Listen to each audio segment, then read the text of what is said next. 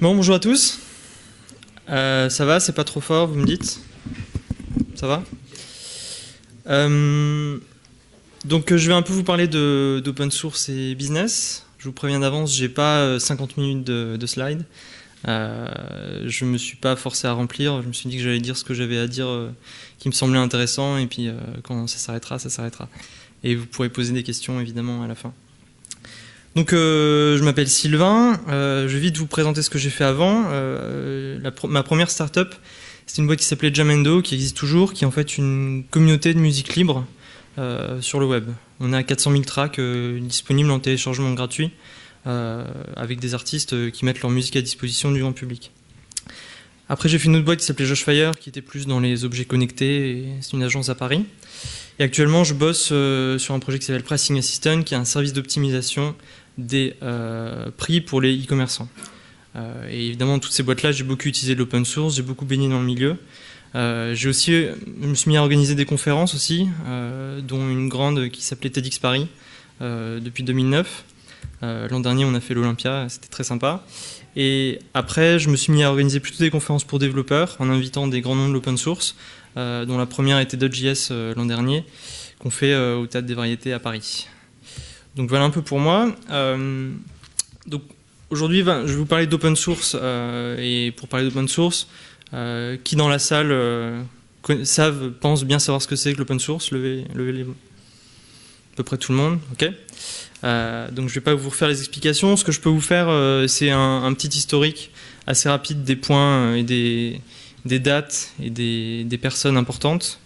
La première, évidemment, on commence dans les années 80 avec quelqu'un qui s'appelle Richard Stallman, qui a été le créateur de la Free Software Foundation, qui est la première personne à avoir un peu théorisé l'open source, en tout cas le free software, le logiciel libre à l'époque, c'était le nom unique, à avoir théorisé qu'est-ce que ça voulait dire, pourquoi est-ce que c'était bien, quels avantages ça allait, et surtout quel framework légal on pouvait lui attacher. C'est pour ça que quelques années après, il a créé la licence qui s'appelle la licence GPL, qui était la fondation vraiment de tout l'open source. C'est vraiment donc une licence, donc c'est le texte légal qu'on attache au code source qu'on va écrire et qui va permettre à ce code source d'être distribué librement, d'être modifié et d'être repartagé avec ses modifications. Ce qui est donc vraiment ce qu'on appelle l'open source. Quelques années plus tard, du coup, avec cette même licence, quelqu'un qui s'appelle Linus Torvalds a créé Linux, dont vous avez sûrement tous entendu parler. Et suite à ça, on a vraiment vu progressivement une explosion de l'usage de l'open source, vu que toutes les briques de base, à commencer par Linux lui-même, qui est le noyau de base des systèmes, ont permis à tout un écosystème de se construire par-dessus, d'évoluer et de créer vraiment une industrie. Alors, je ne sais pas si à ce moment-là, quand vous commencez à remarquer, ma presse, j'ai voulu faire un test, et vous me direz à la fin si ça marche bien, ça va être que des portraits. Il n'y aura pas de texte, il n'y aura rien du tout. Je vais juste qu'avec un peu des humains et des vraies personnes, montrer un peu ce dont je parle. Et évidemment, c'est une presse entièrement de name dropping, vu que je les connais tous personnellement. Ce qui n'est évidemment pas vrai. Donc, après Linus Torvalds, on a eu les premières, disons, incursions plus dans la sphère des consommateurs. Il faut savoir que Linux, ça tournait bien sur des serveurs, donc qui n'était pas quelque chose avec quoi le grand public interagissait tous les jours. Par contre, un des premiers vraiment logiciels libres que tout le monde a pu utiliser, ça a été Netscape. Netscape, c'était un des premiers navigateurs Internet, qui au début était un logiciel propriétaire, donc dont on ne pouvait pas voir le code source et qu'on ne pouvait pas modifier. Et en 98, juste avant d'être racheté par AOL, Netscape a fait quelque chose qui est un peu quand même un autre acte fondateur de l'open source, a libéré entièrement le code source de Netscape. Donc c'était un événement assez important. C'est la première fois qu'une telle quantité de code brusquement devenait open source. Et c'est d'ailleurs suite à cet événement que la première conférence open source par O'Reilly a été organisée, et où ils ont trouvé vraiment le terme open source qui avant n'existait pas, vu que c'était plutôt des logiciels libres, c'était réservé à des gens plutôt pointus, plutôt techniques. C'est quand même à partir de 98 et du début des années 2000 que ça a commencé à devenir un phénomène de masse. Et évidemment, Netscape, après avoir été open sourcé, s'est transformé en quelque chose que beaucoup d'entre vous connaissent, qui est Mozilla, avec Firefox, avec Thunderbird. Firefox vient de cette époque-là et a évolué à partir de toujours cette base de code. C'est d'ailleurs malheureusement une des seules femmes que j'ai dans ma présentation. C'est un peu embêtant, j'ai essayé d'en mettre partout où je pouvais, mais voilà. Quelques années plus tard, en fait, maintenant qu'on avait quelque chose qui était assez stable côté serveur, quelque chose qui était commençait à prendre un peu de la valeur et de l'importance plutôt côté client, on a commencé à avoir les premiers business se créer, et vraiment extrêmement important autour de ça. En 2004, on a un autre acte fondateur qui est la création de Ubuntu, de Canonical, par quelqu'un qui était déjà millionnaire, mais qui a mis une partie de sa fortune. Alors, il a mis une partie de sa fortune à aller dans l'espace. C'est le premier Sud-Africain à avoir été dans l'espace. Mais il a mis une autre partie de sa fortune quand il est revenu à créer Canonical, qui est en fait la société qui gère Ubuntu, qui est aujourd'hui la version de Linux la plus répandue et la plus connue. Maintenant, Canonical, c'est une boîte qui a plus de 500 employés, qui fait 30 millions d'euros de chiffre d'affaires, et on expliquera un peu après quels sont les modèles et comment est-ce qu'ils ont réussi à arriver à ce niveau-là. Un peu plus tard, en 2008, on a eu encore un autre événement ultra important, qui était en fait la vente de MySQL à Sun, puis ensuite à Oracle, pour 1 milliard. Et quand dans une industrie, vous avez quelque chose qui se vend 1 milliard, chez les investisseurs, chez l'industrie, chez la presse, ça commence à résonner d'une façon qui est tout de suite un peu plus différente que on est en train d'écrire des logiciels ensemble, une communauté, etc. Ça a été vraiment un moment où les gens collectivement se sont rendus compte que, ok, on a une industrie, on a quelque chose qui peut devenir énorme, et on commence à avoir des success stories ultra importantes, et ça a attiré beaucoup de capital et beaucoup d'intérêt dans l'open source. Jusqu'à quelques années, on n'avait pas encore, même si on avait eu une boîte qui s'était fait acquérir pour 1 milliard, ressuscité le signe d'une industrie pérenne et qui pouvait rester basée principalement sur de l'open source, à passer le milliard d'euros de chiffre d'affaires cette fois-ci, le milliard de dollars de chiffre d'affaires. Est-ce que quelqu'un sait qui c'est? Red Hat, exactement. Red Hat était une boîte de service qui est extrêmement vieille, qui a été créée bien longtemps avant, mais qui successivement a évolué, a grossi avec l'industrie, et est arrivé l'an dernier à 1 milliard de dollars de chiffre d'affaires. Ce qui est encore une autre étape, et qui montre que il y a un marché qui s'est créé. Voilà un peu pour l'histoire et les milestones. Vous voyez bien que dans la progression, il y a quelque chose qui s'est créé, qui devient de plus en plus important, et ça c'est une photo à aujourd'hui, mais qui sait dans quelques années encore ce qui se passera. Évidemment, on se pose la question de comment ces boîtes-là ont réussi à devenir si grosses, comment cette industrie a pu se créer, quelles sont les règles et quelles sont un peu les ficelles du succès. Mais en fait, avant de se demander comment, je pense qu'il est plus logique de se demander pourquoi l'open source et pourquoi est-ce que c'est intéressant pour des gens d'abord de commencer à l'utiliser et d'en faire une occupation à plein temps. D'abord, pourquoi utiliser l'open source? Et je vais peut-être faire ça en 2 parties. D'abord, pour des startups, pour des petites sociétés. Je prends l'exemple de Google quand ils étaient encore une petite société, et on reviendra sur leur cas un peu plus tard. Le premier argument qui tombe un peu de sens quand on démarre, c'est que l'open source, prendre un logiciel et commencer à bâtir une boîte dessus, c'est gratuit. C'est évidemment pas le plus grand désavantage, comme j'essaierai de l'expliquer après, mais quand on est une petite boîte, la réalité, c'est que quand on a une offre gratuite et une offre payante à côté qui sont plus ou moins équivalentes, même si l'offre payante a peut-être des avantages certains, mécaniquement on va plutôt aller vers l'offre gratuite. Donc évidemment c'est un premier argument, mais c'est pas forcément le plus important, parce que finalement il y a des logiciels qui ne sont pas open source qui sont aussi gratuits. Un des arguments qui est quand même les plus importants, c'est la flexibilité. Beaucoup d'entre vous connaissent WordPress, qui est une plateforme de blog.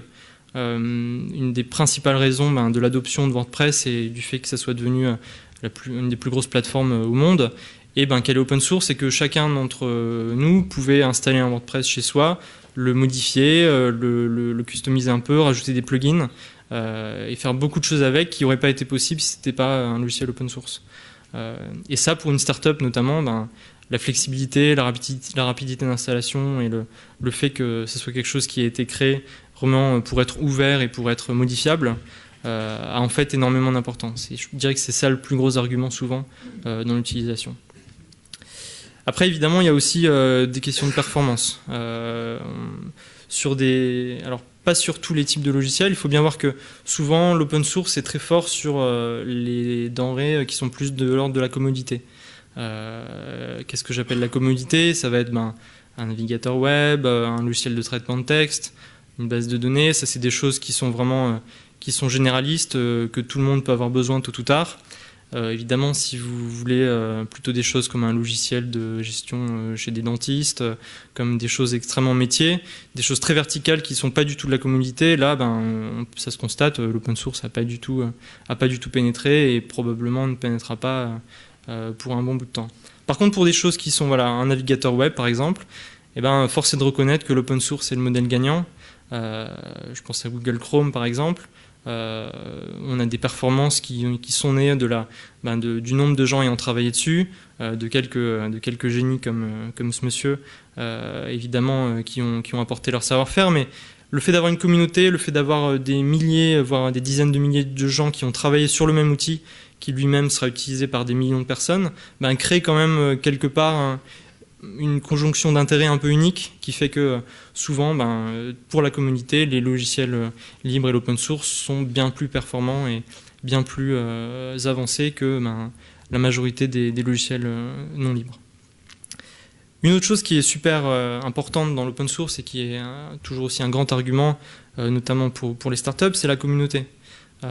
Créer comme ça des milliers de contributeurs et des écosystèmes où les gens se parlent, contribuent et tout ça pour améliorer un produit, crée énormément de valeur et d'échanges. Un des exemples les plus frappants, c'est Twitter Bootstrap, qui est un outil pour créer des sites assez rapidement, qui est en fait le projet sur GitHub, qui est la plateforme de partage de code la plus répandue aujourd'hui.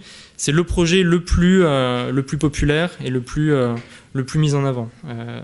Quelques chiffres, il y a 60 000 personnes qui sont followers, c'est-à-dire 60 000 personnes qui suivent et qui ont noté leur intérêt pour ce package.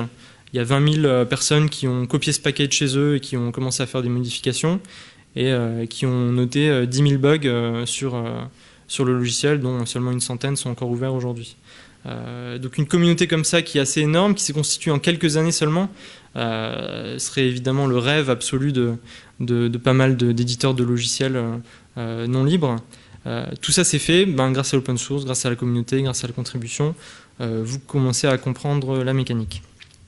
Alors ça c'est pour les startups, c'est vrai que c'est des intérêts extrêmement forts et que j'ai pas vraiment à prouver ou à expliquer, hein. C'est plutôt un état de fait à ce point-là.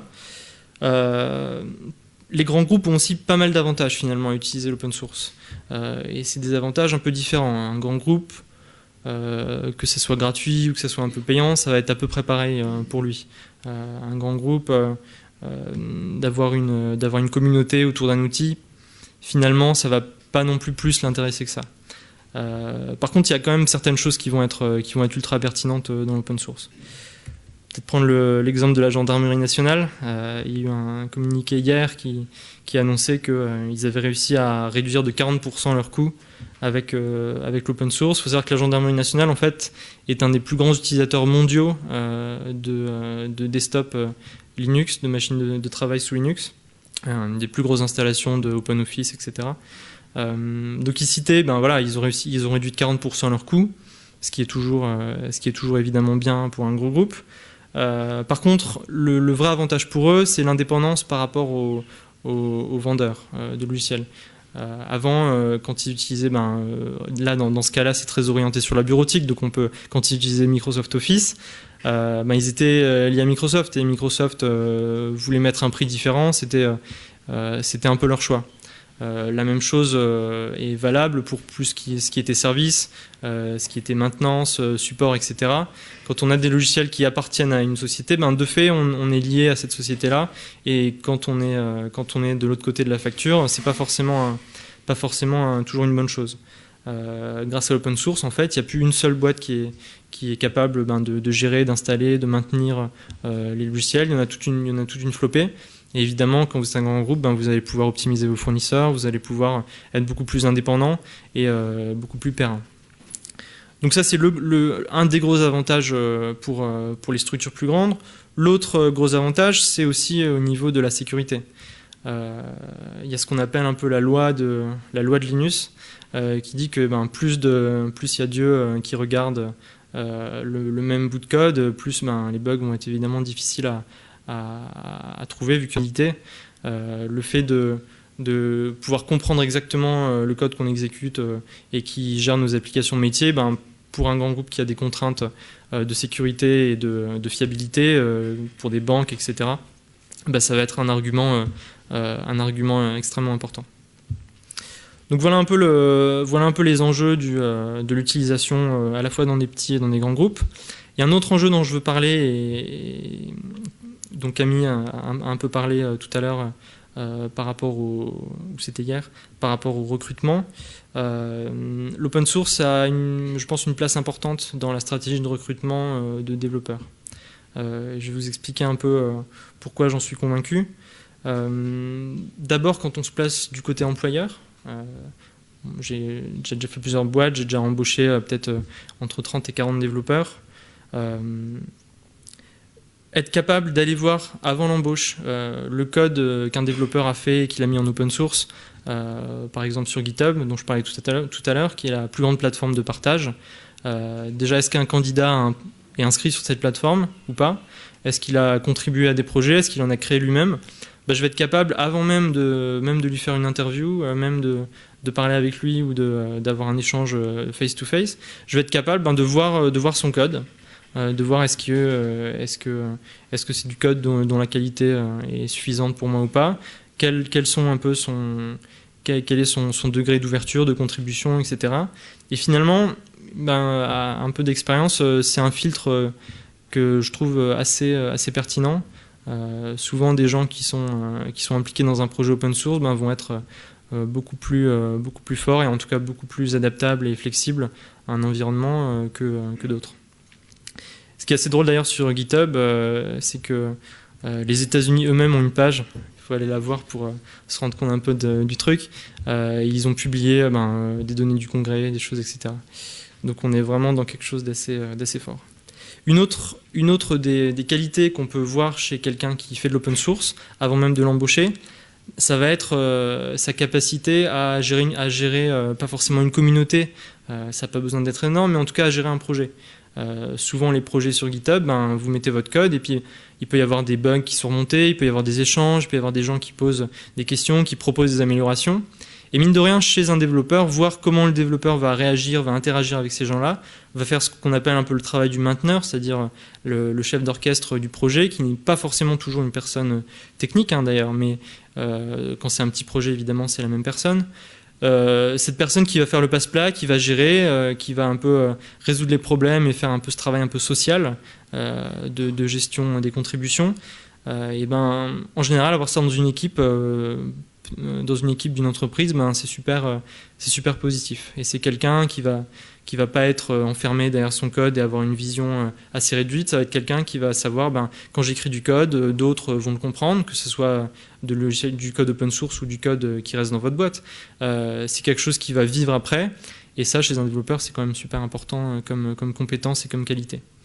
Comme mainteneur assez connu, on peut peut-être citer Doug Cutting, qui en fait a commencé par créer des projets comme Lucene et Hadoop, plutôt dans le big data, mais qui récemment est devenu le chairman de la fondation Apache.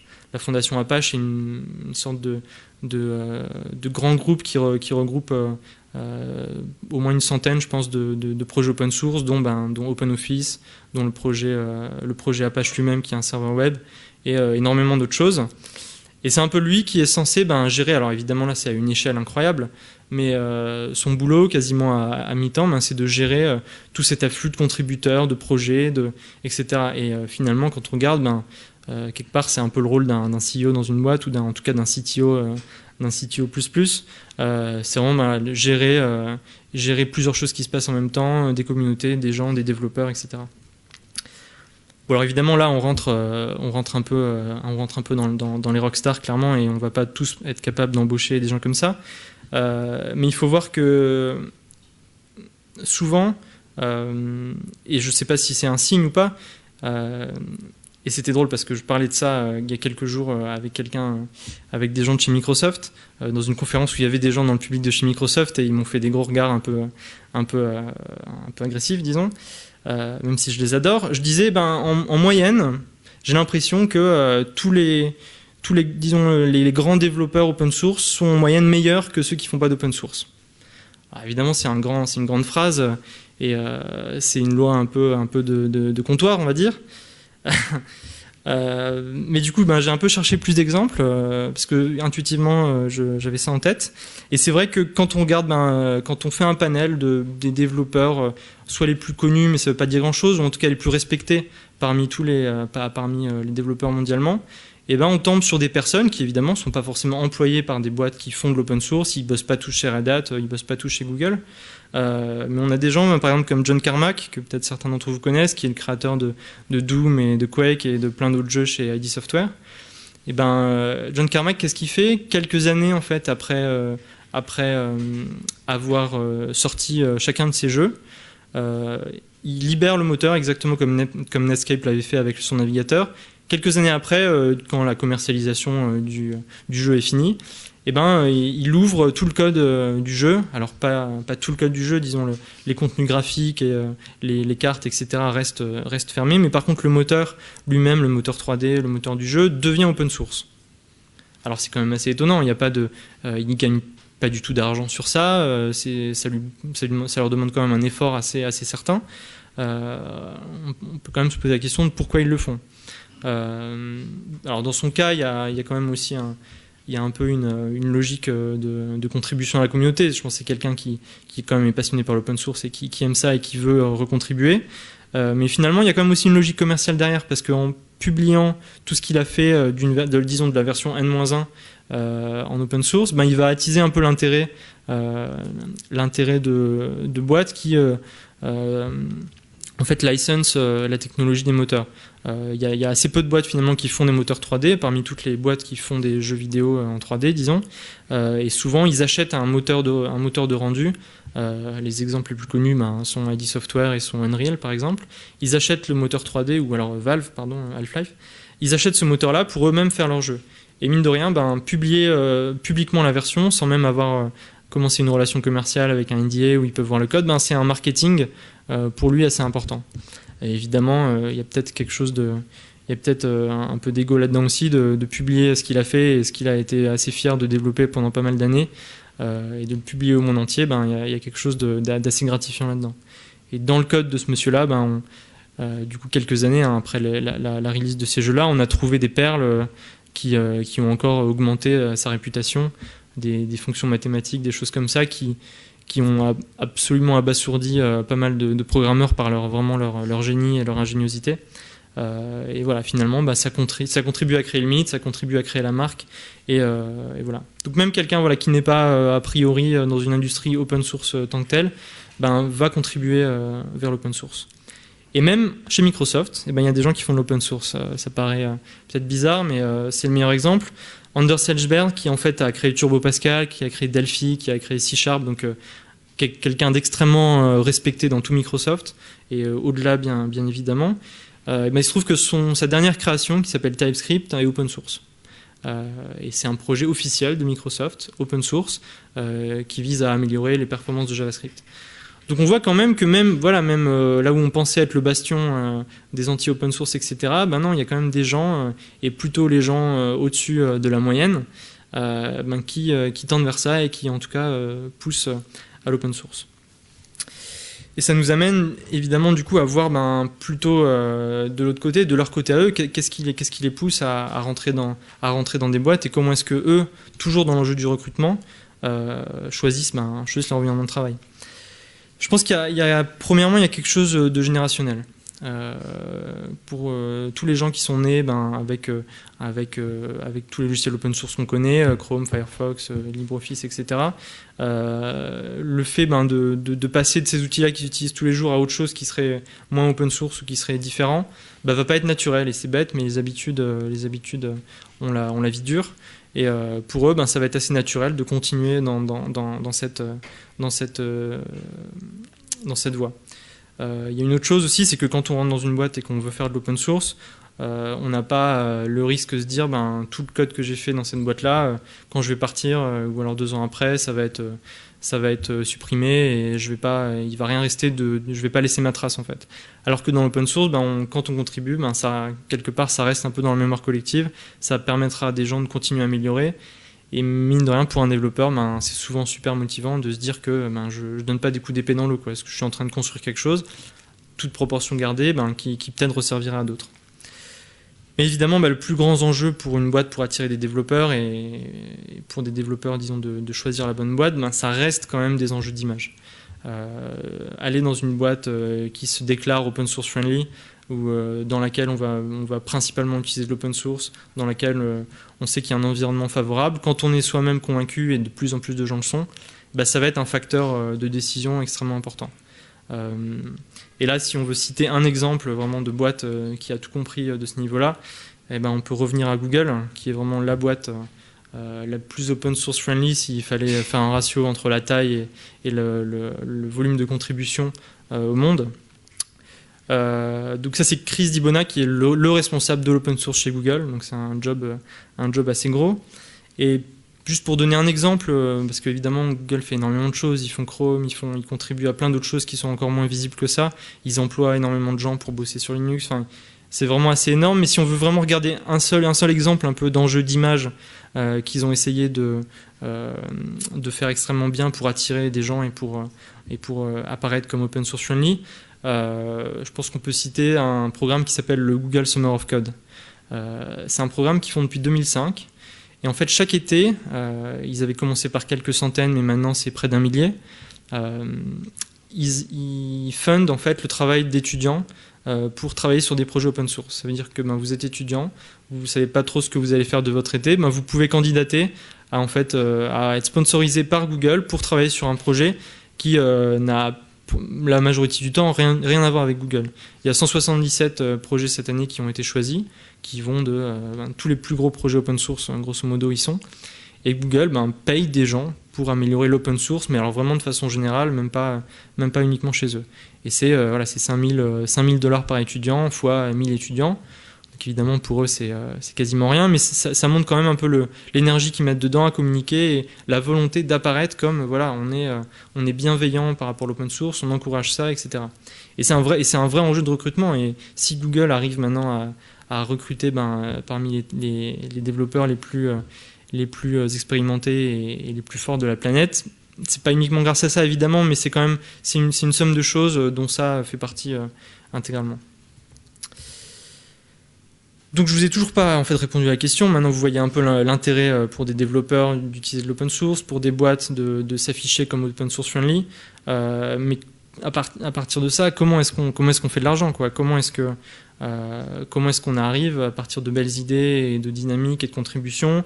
On a de l'utilisation, on a des enjeux d'image, on a une industrie. Comment est-ce qu'à partir de ça, on peut vraiment générer du revenu et faire de l'activité ? En fait, la réponse est dans la question. Dès qu'on a quelque chose qui génère des enjeux extrêmement importants d'image, qui touche des millions de personnes, qui vraiment est présent dans la vie des gens, qui est extrêmement performant, et juste à partir de ça, pas magiquement, mais on a tout de suite une industrie. Et les modèles qui extraient de la valeur de ça et qui transforment la valeur en dollars sont finalement pas non plus si innovants que ça. La vraie problématique de l'open source, ça a été de créer de l'intérêt, d'exister en tant que tel. Après, finalement, et c'est pour ça que ma présentation est probablement un grand scam, je sais pas, créer, en fait, extraire de la valeur de quelque chose qui en a déjà, c'est pas extrêmement compliqué, c'est quelque chose qui a existé depuis bien longtemps. Si on veut citer plus concrètement des exemples, si on revient à Red Hat, qu'est-ce que fait Red Hat? Red Hat, c'est une des plus grosses boîtes de services sur l'open source. Ils vendent du support, ils vendent de la certification, du service à des grands groupes qui, pour toutes les raisons que j'ai expliquées avant, utilisent l'open source. C'est absolument bête, mais quand on a une industrie qui grossit, on va avoir forcément des acteurs qui, par ces biais-là, vont arriver à en extraire de la valeur et à devenir très gros. Donc la question open source et business, c'est pas vraiment une vraie question. Il n'y a pas de méthode, vraiment innovante. C'est plutôt que voilà, quand on crée quelque chose de gros, ça a de la valeur. Et c'est peut-être ça un peu le pari des grandes startups qui grossissent sans business model. Hein. Le pari, c'est si je suis huge et que j'ai plusieurs centaines de millions d'utilisateurs, il y a bien un jour où avec cette masse-là, je vais arriver à soutirer quelques dollars par-ci par-là. Et finalement, pour l'open source, mécaniquement, c'est ce qui s'est passé. Alors, c'est pas exactement vrai. Il y a certains exemples, par exemple comme MySQL, où on a quand même eu, disons, une mécanique qui est un peu nouvelle de création de valeur et au moins, disons, de commercialisation. Dans le cas de MySQL, en fait, ils ont fait ce qu'on appelle du dual licensing. C'est-à-dire que MySQL était proposé à la communauté et même aux entreprises sous une licence open source. Donc voilà, tout le monde pouvait télécharger, modifier, redistribuer, etc. Par contre, et c'est aussi une des choses les plus importantes à savoir par rapport à cette fameuse licence GPL, la GPL défend les libertés, mais jusqu'à en interdire certaines. C'est-à-dire qu'on ne peut pas prendre un logiciel qui est en GPL, le modifier, et ensuite le redistribuer sans que la redistribution que vous en faites soit elle-même en GPL.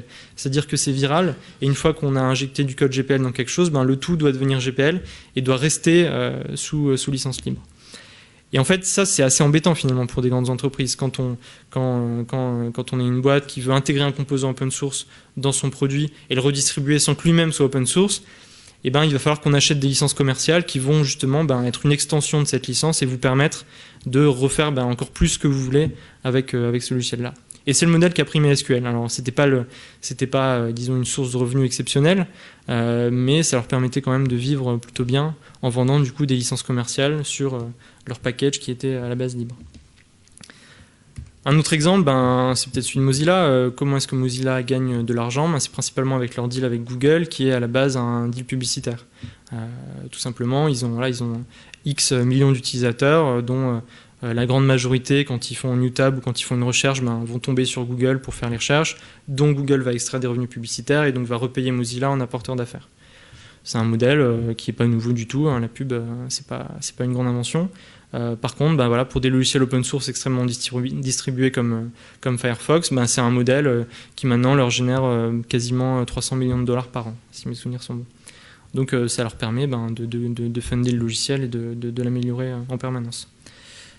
Alors là, on voit que des exemples qui sont vraiment un peu disons, positifs et dans une logique de contribution open source. C'est pas toujours le cas. Évidemment, le grand exemple, c'est Apple. Chacun de vous qui avait des Mac et dont moi aussi, en fait, le macOS lui-même est construit sur un cœur open source. Mais Apple, historiquement, ont été assez agressifs par rapport à leurs obligations de redistribuer leurs modifications et leurs changements. Ils ont l'obligation légale, ils l'ont caché sur une page qu'il faut vraiment réussir à trouver, et ils sont pas du tout dans une logique positive de recontribution à la communauté, etc. C'est exactement la même chose avec Safari. Safari est basé sur un cœur open source qui s'appelle WebKit, et Apple a toujours été extrêmement difficile dans la contribution et dans le retour sur ça. On peut dire exactement la même chose d'iOS aussi. iOS, les guidelines de l'App Store, par exemple, mettent des sérieux bâtons dans les roues à l'open source. Et c'est pour ça qu'on a très peu d'applications iPhone qui sont open source, parce que Apple, en fait, travaille quand même, on peut le dire, travaille activement contre l'open source dans certains cas, ou en tout cas l'utilise sans réinjecter aucune valeur. Donc c'est quand même un des risques, mais heureusement, il n'y a pas beaucoup d'exemples vraiment de boîtes étant aussi agressives.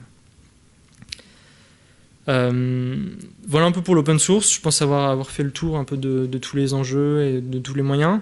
Mais il faut quand même voir que l'open source se place dans un contexte un peu plus large, et j'avais quand même envie de l'évoquer un peu. de l'open content.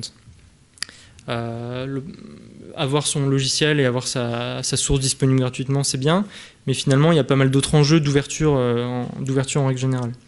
En 2001, quelqu'un qui s'appelle Lawrence Lessig a créé Creative Commons, qui est en fait un peu l'équivalent de ce qu'avait créé Richard Stallman dans les années 80, mais pour tous les contenus. C'est-à-dire que c'est pas juste c'est pas juste restreint au code source, ça s'applique au texte, à la vidéo, aux images, etc.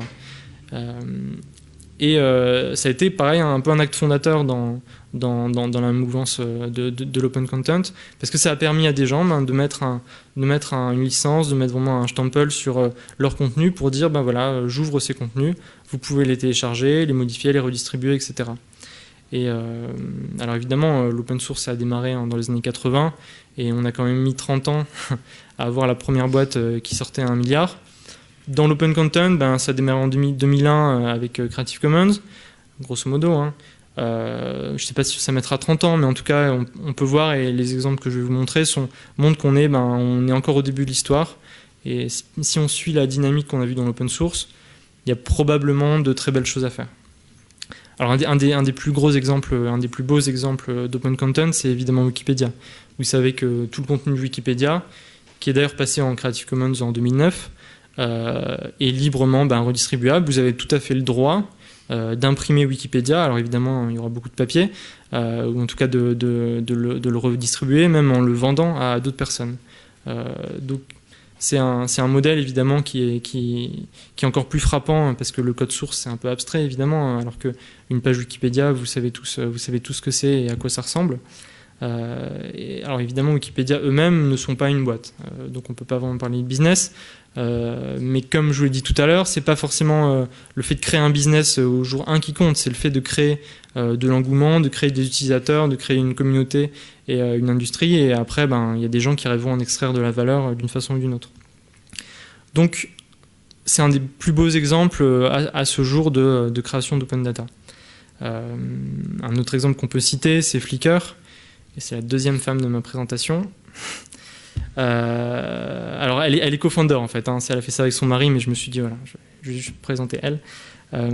Flickr a pas vraiment pour le coup un modèle entièrement basé sur de l'open data, sur de l'open content. Si vous regardez toutes les photos Flickr, il y en a seulement une partie où vous allez voir un petit logo Creative Commons et vous allez pouvoir du coup copier la photo chez vous.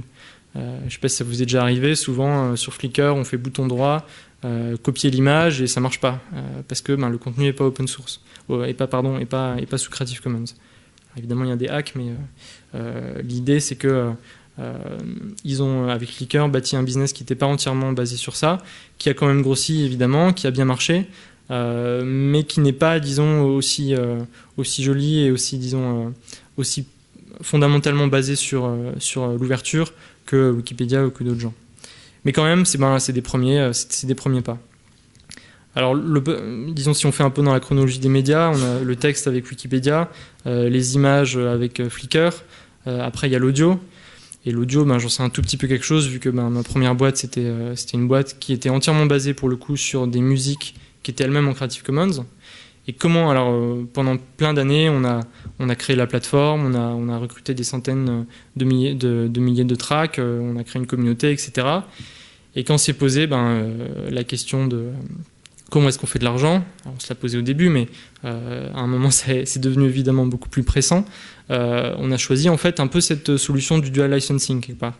On a conservé tous les contenus libres et donc téléchargeables pour des utilisateurs et pour une écoute à usage personnel. Par contre, on a créé Jamendo Pro, qui était en fait une façon d'acheter les droits d'utilisation commerciale de ces mêmes musiques. Donc si vous êtes par exemple un bar ou un restaurant, vous étiez capable d'aller, enfin vous êtes toujours capable, d'aller sur Jamendo Pro, d'acheter soit une radio, soit une musique, et ensuite d'être capable de la passer chez vous sans avoir à payer la SACEM ou d'autres choses. Et évidemment, de cet achat de licence, une partie est reversée aux artistes. Donc c'est un modèle un peu comme une MySQL, mais transposé au contenu. On a une base de choses qui est gratuite, qui est commune, où il y a de la contribution à une communauté. Et pour un certain type d'usage qui concerne que les sociétés et que que les gens voulant vraiment faire quelque chose de commercial avec le contenu, eh ben on met un péage et on extrait de la valeur à cet endroit-là de façon vertueuse pour l'ensemble de la communauté, puisque les artistes sont toujours payés. Alors ça, c'est un modèle qui marche dans l'audio. Il n'y en a pas 50 000 finalement qui marchent quand on veut vraiment bâtir sa boîte entièrement sur des contenus ouverts. Évidemment, des boîtes comme SoundCloud ou d'autres ont possibilité de mettre leur contenu en Creative Commons, mais sur SoundCloud, ça représente vraiment une infime partie du contenu. Et le modèle lui-même n'est pas vraiment basé sur ça. Alors dans la vidéo, j'avais pas d'exemple, peut-être tout simplement parce que c'est pas encore arrivé. On peut citer YouTube qui autorise les licences Creative Commons, mais ça serait vraiment une blague de dire que YouTube est une société basée sur de l'open content. Il n'y a pas encore d'exemple, alors je sais pas pourquoi, peut-être que ça arrivera un jour, peut-être que dans la chronologie, la difficulté est croissante. Si on continue un peu dans les modèles 3D, pareil, il n'y a pas encore de boîtes vraiment qui vendent, qui soient basées sur une grande communauté de modèles en 3D. Comme j'ai dit, ça nous a mis 1 milliard dans l'open source ça nous a mis 30 ans à arriver à 1 milliard de revenus. Peut-être qu'on a encore pas mal de boulot sur ce côté-là. Un autre phénomène un peu connexe, c'est l'open funding, que j'avais juste envie d'évoquer rapidement. Je pense que beaucoup d'entre vous connaissent Kickstarter. Kickstarter est un endroit où tout le monde peut collaborer au financement de certains projets.